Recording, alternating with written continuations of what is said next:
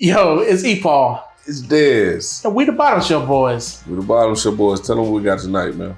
Brother, we got something special from the homie Take. Take, is it just Take? T8KE? T8KE? That's what it says on top of that label. That's what it says.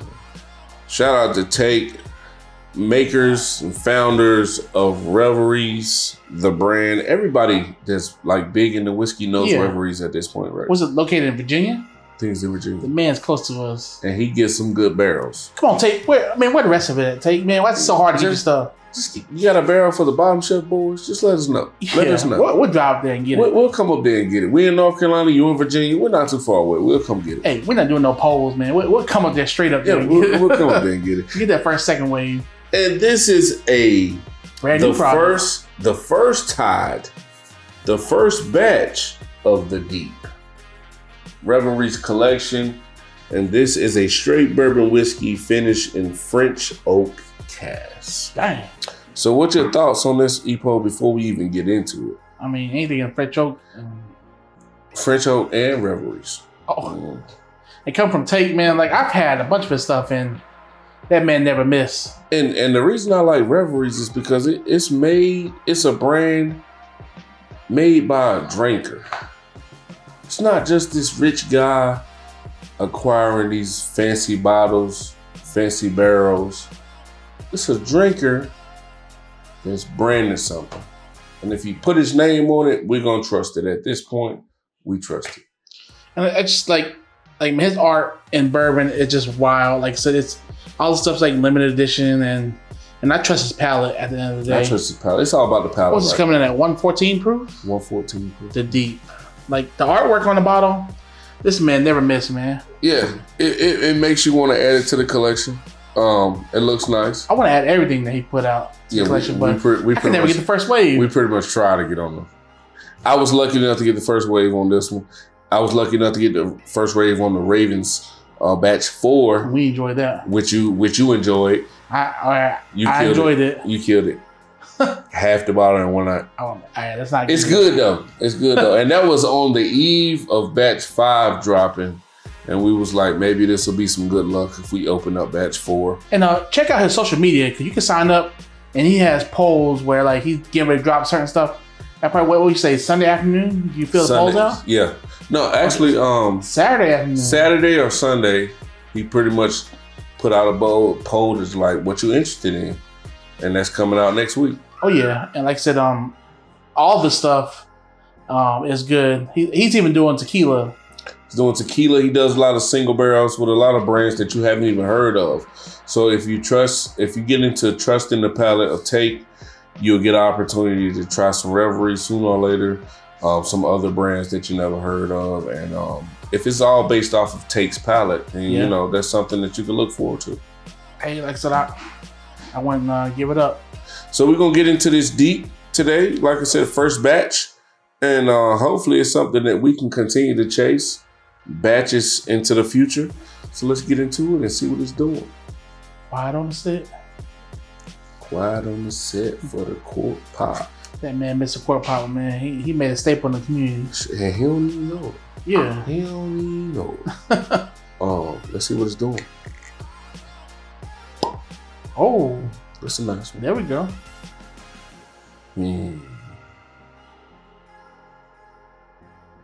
Boy, if this was mine, man, that thing be drinking out the bottle there. Not out the bottle, man. Go ahead and take a swig. Go ahead and take a swig.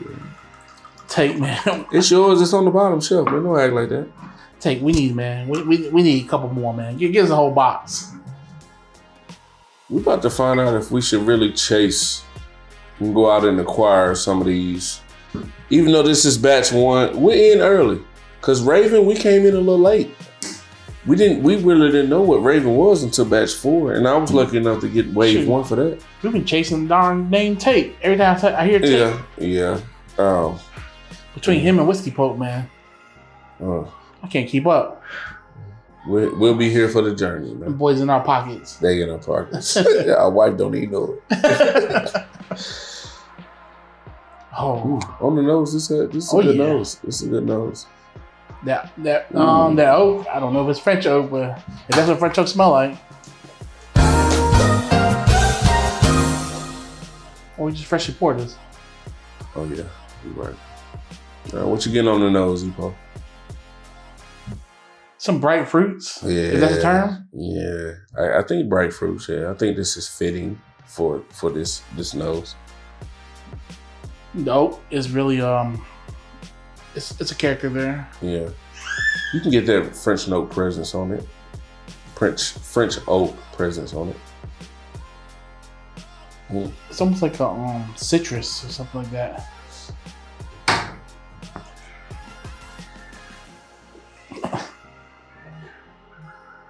Mm. The color is amazing bright. On this bottle. It's bright. The nose is very bright. The color looks good, yeah. And the way it sticks to the glass as well. I don't really be looking at that, so I'm glad you be saying that, because I don't really be looking. I'd be ready to nose it, then drink it. But you know, being the true bourbon connoisseur that you are, you know, you don't skip. I watch a lot of YouTube videos. Steps. You don't skip no steps. I watch a lot of YouTube videos. See, I be trying to skip steps, man. You trying to get into this? Yeah, I be trying to get into. You know, we had a couple little pours, so yeah, we might. Yeah. We there already. Yeah, it smells good. You want to get into it? Yeah, let's get it. Cheers, bro.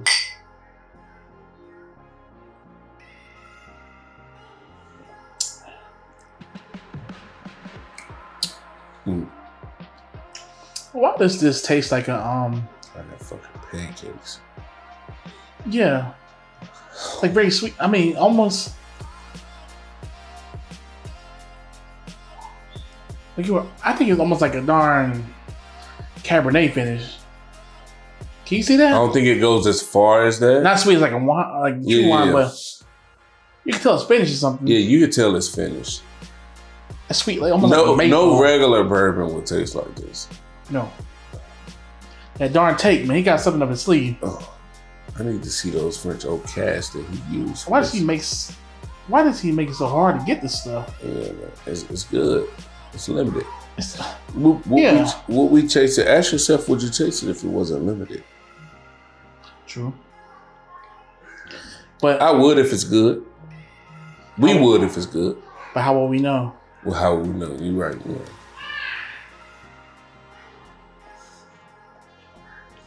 It's like going back for the smell. Just wow, I'm getting like.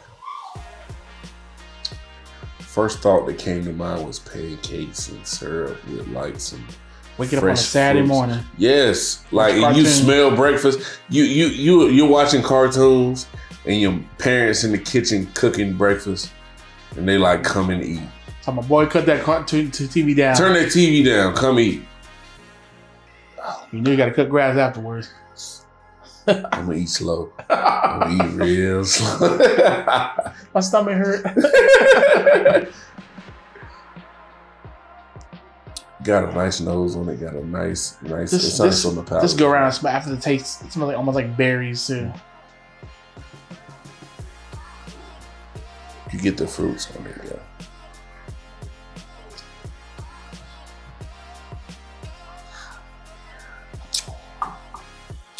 That's wild. Whoa, that's crazy sweet. Take, please. More. Barrel pick, please. And this is Tide number 1. I'll probably already looking forward to Tide number 2. Thank goodness that you got wave 1 of this.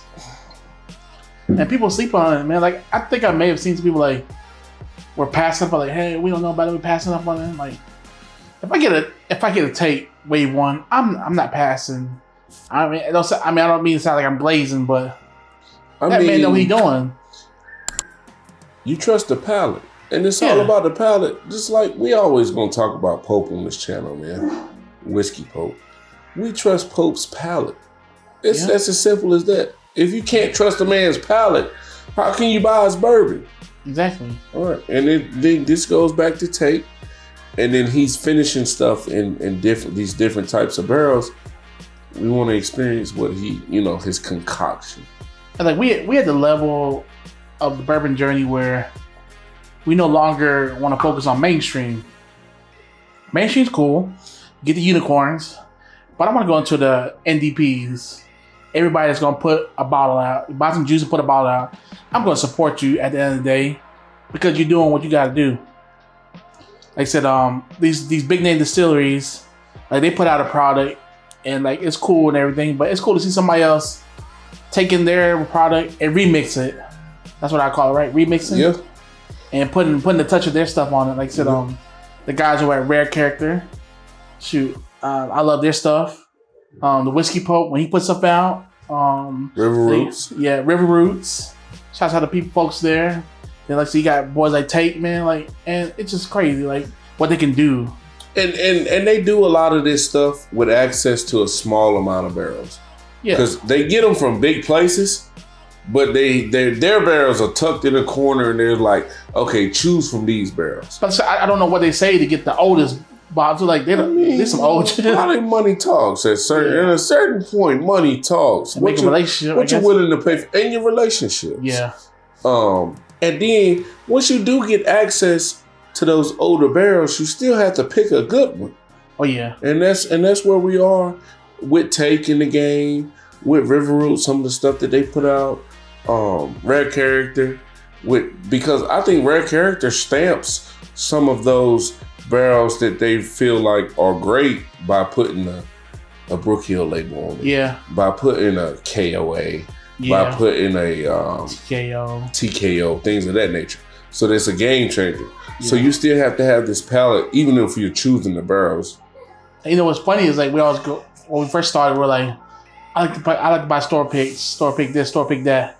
But then when you got these guys that actually going out there and they're putting their name on the barrel, pretty much. Name on it, yeah. And the NDP is like, all right, why do we need to buy another store pick when we gotta support these guys? What they're doing.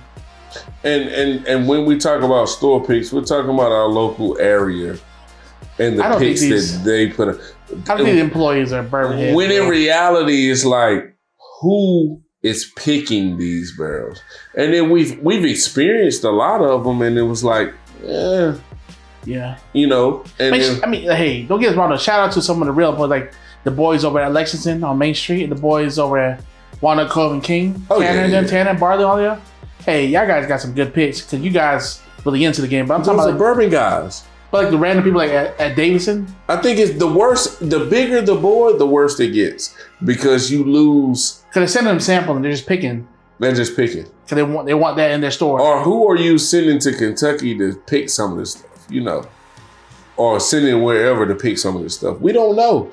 But when it comes to something like Reveries and Pope picks and River Roots, we know the people that's picking these things and we trust, you know, their palate, their thoughts on these certain bottles. Because just going to River Roots for a second. They have a bottle that tastes like weed. That Mary Jane. And you brought to my knowledge that it was supposed to officially start as a beer. It started as a beer, turned into a single malt whiskey. So me being a craft beer drinker, I saw that sour profile, and I was like, okay, I get it. You know where it came from. Yeah. But it just being something different, and them saying, okay, we'll take that barrel, and then somebody going to pick that barrel, and understanding this is something different. It's not the norm, but I think it's something so good and so different that people will enjoy it. That's the level of creativity and thought process that goes into it that you can't say that's a part of a store pick here locally, you know. And like I said, my man Take here, man, I know he won't put anything on the shelf that he wouldn't vouch for. So this fresh wave of the deep, I expect him to hit some more bangers, man. He did put out it was a 16-year or whatever it was. He's put out a lot of stuff. 16. That's a high dollar. He had some younger, 8, but it was 9. Limited bottles though. Yeah. So you have some other age stated Reveries. What ages do you have? I believe in my collection I have 8 and a 10-year. Okay. So I've been able to add the Deed, a Raven batch, one of the old Buff Turkey batches. So we have a multitude of different types of age statements, finishes, blends to get into that we've been able to share with you guys. Like, hey, man, We'll take a barrel, man. Yeah, we'll take a barrel. Right? We'll review bottles for you, man. Yeah, it ain't out there on YouTube land. I mean, we've tried to search and everything, and people ain't talking about it. And I feel like he needs to shine at this point. I mean, he can do it now. At this point, he's hotter now because he's doing the poll and everything. But I was like, some more exposure won't hurt. Yeah. And one problem with Whiskey Tube, I think, is, you know, you try to find what gets views and you stick to what gets views instead of opening people up to new things. Oh, yeah. Like, bourbon enthusiasts chase Reveries. Oh, yeah. All of the drops, all of the releases. If this drop in the store around us, I'm the only one buying it. Or me and you buying it. And that's the unfortunate part, because they're not doing a lot of informing the community on what, you know, what's bigger than, even when you starting off in your early journey, you're probably getting Elijah Craig Barrel Proof or Elijah Craig Small Batch, Woodford Double Oak. You're hoping to come across a Blanton's.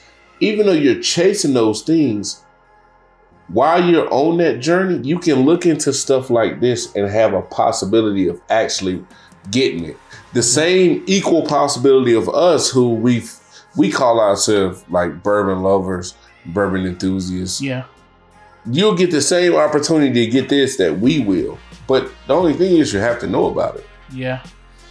And like I said, that man, he never missed, man. Like I said, every product I've had of his has been a banger, and this is no exception. This is no exception.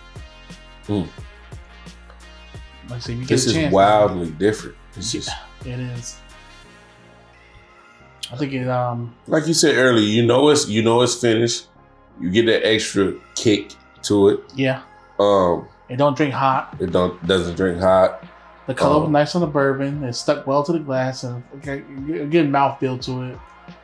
Very sweet. So, out of 5 stars, what would you rank it? Like I said, I'll back it up at the end of the day. You'll back it up? Yeah, but unfortunately, you gotta get part of the way if you get it. And when Take puts something out, it ain't sitting. For the 99 and the 2000.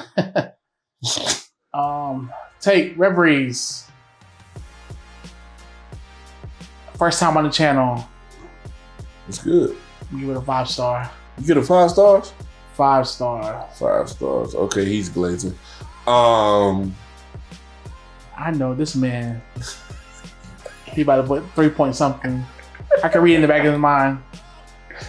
I was going 4. At least I was going 4. He said at least. At least I was. So you're not changing when I said 3 point something? No. I was going 4. I stick with 4. You say 5, I say 4. We meet right in the middle at 4.5. Yeah. Will I try to get another bottle of this? Of course. Oh yeah. This is a quality pour. And I say 4 because I'm thinking about it in the back of my mind. I'm thinking about that Raven. And Raven, I would give higher than a 4.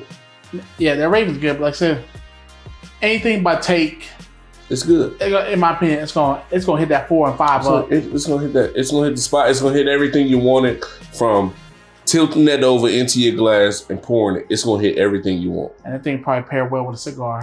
It's gonna pair perfectly. That and a cigar. Oh my god. And Drew Estate, the Hidden Girls selection, what it was. You can't pair one of the sweetness with the Sweet Jane. Whew. You got a sweet tooth, don't you, man? Ain't a big bag for nothing.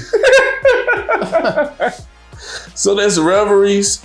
First time getting into batch 1 or tied 1 of the deep. Straight bourbon whiskey finished in French cask. Chase it if you can. Chase it if you can. It's out here. You can find it. People will get off it. They're not the biggest fan. They want it, but they're not the biggest fans of getting into it. So you might be able to find one if you're in the right Discord channel. Reveries offering. Shout out to Tate. Shout out to Reveries. It's a great bottle. I'll buy it again. You'll buy it again. I'll buy it again. We'll buy it again. So until next time. We the Bottom Shelf Boys. Bottom Shelf Boys.